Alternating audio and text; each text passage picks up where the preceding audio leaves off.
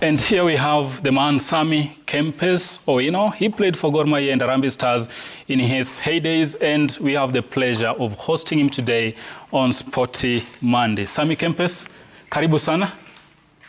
Welcome to the program.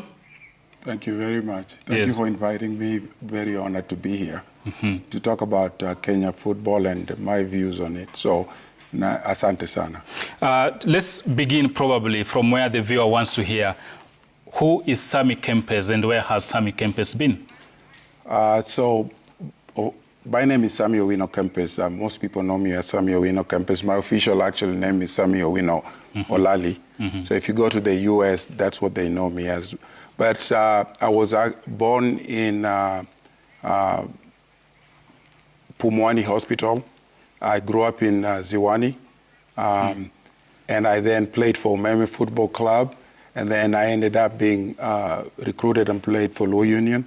And then after that, played for Gor Mahia and the Kenya national team. And my home is Seme Kombewa, original home that's in Reru and Kisumu. Yeah. So, Kempes, we're meant to understand you left Kenya for the US. Probably tell us on that journey, how did you make that transition and what were you up to in the US? So, you know, when I was playing football, I think one of the things that I always kept in mind is that, you know, there's a limit to how long you can play. And so my focus was always, besides football, was my future. And so when the opportunity came for me to go for further studies in the United States to do what I wanted to do, which is engineering, I jumped at the opportunity. And so I went there with the intentions of coming back after my studies, but things happened and I ended up staying there and living there for quite a while. Living there quite a while, we are made to understand you ran some academy there. Is that a true picture, true reflection of what you've been doing? And if so, why an academy in the US and not in Kenya, if at all that's the case? Yes, the reason is, like I say, you know, there's some aspects of your life you can control, and there's some things that happen and opportunities that come in your life that, you know, you just have to go by. So when I finished my education, the plan was to come, and then more opportunities came up, and I ended up working in the corporate world as an engineer and a software developer for a lot of major companies in the US. And then when my older son came of age and I was looking for opportunity for where he was going to play, I started looking, and I came to the conclusion that I was better off starting my own academy because I had the experience of having been part of the Olympic Youth Center, which was an academy that was started by a gentleman by the name of Bernhard Gold from Germany. And it was a cultural exchange program between Kenya and Germany. And so I was pretty much aware of, you know, what's needed to have a good academy. So I had a vision of a good academy. And so instead of having my son play for somebody else, at that point I started my own, being encouraged by a friend of mine. So that's how it got started. And so I went from a small academy to now becoming #1 ranked academy. Of course, there are multiple ranking, but my academy is ranked #1 in North Texas, which is the largest youth soccer area in the United States. And people are keen to know, Sammy, what you explain paints a gentleman who's done really well in the US, but now he's your home country of birth. How are you giving back to the society, if I may ask? See, my focus has always been on youth soccer. And the reason youth soccer is important to me is because for me, the foundation of any football player starts with a good, strong foundation in the development process. And so for me, my focus has always been on the youth because when a player is at a later age, and if they don't have the right foundation, then it becomes a problem. So that's always been my focus. So when I was there, I supported various youth academy. I decided I was going to support various people here that were doing youth academies, like Shedu, Ghost was one of them, Austin Odwori, Musa Otieno. And then there were other people that nobody knows about. But I was pretty much involved in supporting the youth academy. That's the decision that I made. Up to now, you've had the debate the panelists just had over FKF elections. And there are talks out there that Sammy Kempes Owino want to vie for the FKF presidency. First of all, is this true or is it just hearsay? Yes, I am vying for presidency for sure. And why are you vying? Because I feel I have the experience, I have the competence, I have a proven track record. I also have a vision for the country. I have a vision for the country that is needed right now, and that includes building sound management processes, building infrastructures in youth development, in the coaching development, referee scouting. I have a plan for former players, women's football, and also I played for Gor Mahia in the national team, so I have the experience of having played there. I think we have those pictures on screen, yeah, right? Carry on.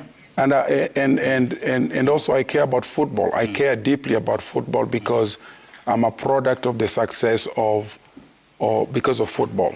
I benefited from football. I came from humble beginnings, but football gave me opportunities to do very well in life. So I take it very seriously. But Sammy, somebody might ask, or I may ask, you've been in the US for a large part of your life, I believe from late 80s to now.